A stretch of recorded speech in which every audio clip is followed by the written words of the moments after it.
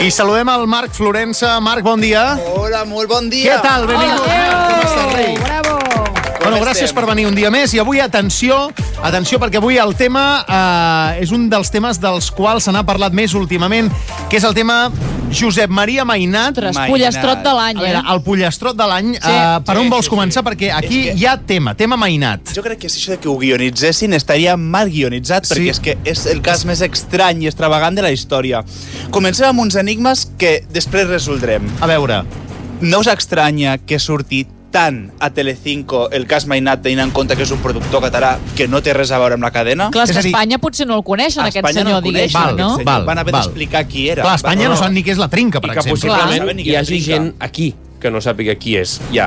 Clar, exacte. Perquè tu sents la trinca i sí, però Clar. Mainat Sí, potser És el no d'òpera, l'ubiques. el de Jazz Music, el que va començar Jazz Music. exacte. Aquest és un dels enigmes. Sí. L'altre enigma és on està el Mainat ara mateix, Sí. ja que a casa seva hi ha 50 milions de càmeres. I no, a casa seva no hi és, eh? A casa seva no hi és. Val. A la mansió d'Horta no hi és. Val. Ostres. Vale, qui és Mainat? Mainat és fundador de la Trinca, Sí. el coneixem per la Trinca i després va fundar Jazz Music, que és una productora molt important que va fer diferents formats com Hotel Glam, Cròniques Marcianes, OT... Operación Triunfo. Exacte. Ha fet sí. grans formats. Ahà.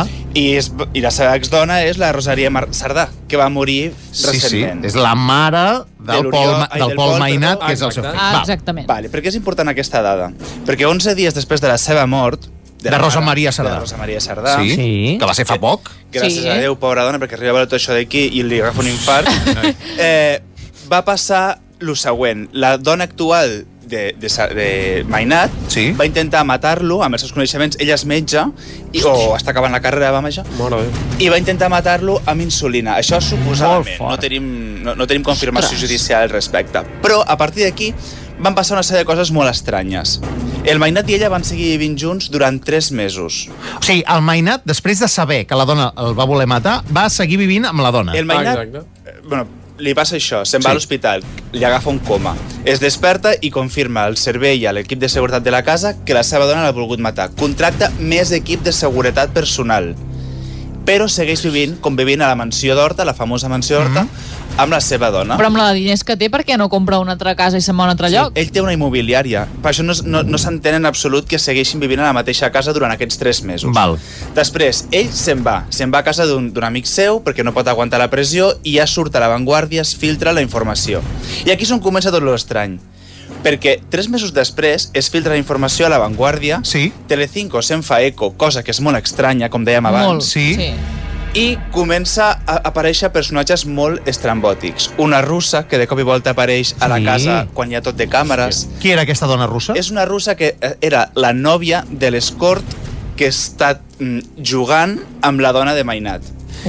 Ai, Déu meu. Quin lío? Tela. Llavors, aquesta russa se'n va al Deluxe, explica històries com que en aquella casa s'hi fan festes amb carmels d'aquests que et fan riure. Sí. Ja entenem de què vols dir. Sí, coses d'aquestes coses. Sí. I que hi ha una bogeria en aquella casa que es vol fer una espècie de hotel per adults a lo que és la casa. És a dir, la dona del Mainat, que per cert també és estrangera... Que A veure, la dona del Mainat també té un punt a part, perquè ella diu que és alemana, Sí. però el nom no pot ser més rus, o sigui, Dobrovolsky o alguna cosa així. Totalment. Llavors, Per tant, la dona del Mainat anava amb un escort, que és un senyor de acompanyant, companyies, diguéssim, sí. i la nòvia d'aquest escort era aquesta russa que va anar al Sálvame. Que vivia a casa del Mainat També vivia... Mare amb de Déu. 23 persones més. Però- Com? Perdona? Però no de servei. De servei n'hi havia 2. Mainat tenia un piso patera?